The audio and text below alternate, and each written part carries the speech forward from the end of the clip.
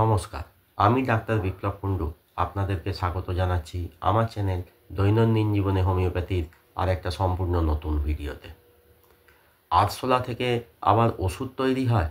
যে ছোট প্রাণীটাকে দেখে তার তুলনায় এত বড় চেহারার মানুষ আঁতকে ওঠে, বিশেষত মহিলারা, তা থেকে তৈরি ওষুধ কিনা মানুষ খায়, এও সম্ভব? হ্যাঁ, সম্ভব। আবার থামনেলে পণ্ডিত ঈশ্বরচন্দ্র বিদ্যাসাগর মহাশয় কেন? আপনারা জানেন উনি অনেক অনেক গুরুত্বপূর্ণ কাজ করে গেছেন, বিশেষত শিক্ষা ব্যবস্থা এবং আমাদের দেশে মহিলাদের উন্নতির জন্য।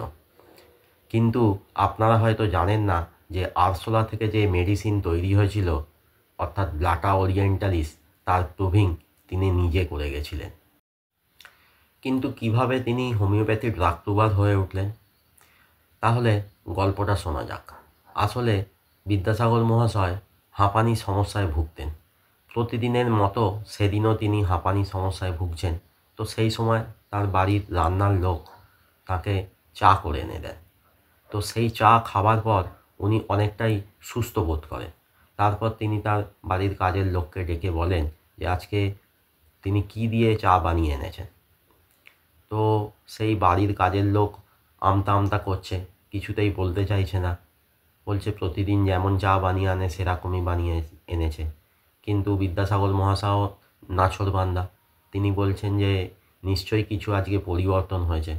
তখন তার বাড়ির কাজের লোকটি জানান তাকে যে না, আজকে আমার যে পাত্রে চা রান্না হয় সেই পাত্রটাই ধোয়া হয়নি, না ধুয়েই চা রান্না হয়ে গেছে। তখন উনি তার সেই লোককে বলেন যে তুমি যাও, গিয়ে ওই চায়ের পাত্রটা আমার কাছে নিয়ে এসো। তা যখন নিয়ে আসে পাত্রটা, দেখা যায় যে তার মধ্যে একটা মরা আরশোলার অবশিষ্টাংশ পড়ে রয়েছে।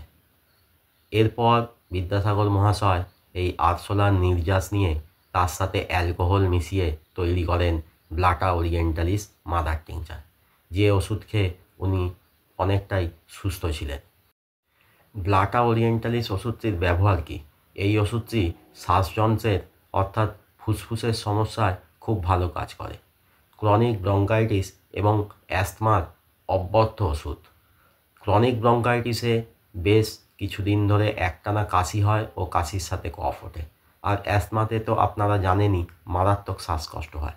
অ্যাস্তমা বা হাঁপানির সমস্যা যাদের আছে তাদের দেখলে বোঝা যায় যে আমরা কত সহজে প্রশ্বাস নিই এবং নিঃশ্বাস ছাড়ি, কিন্তু তাদেরকে এই একটু প্রশ্বাস নিতে মারাত্মক কষ্ট করতে হয়।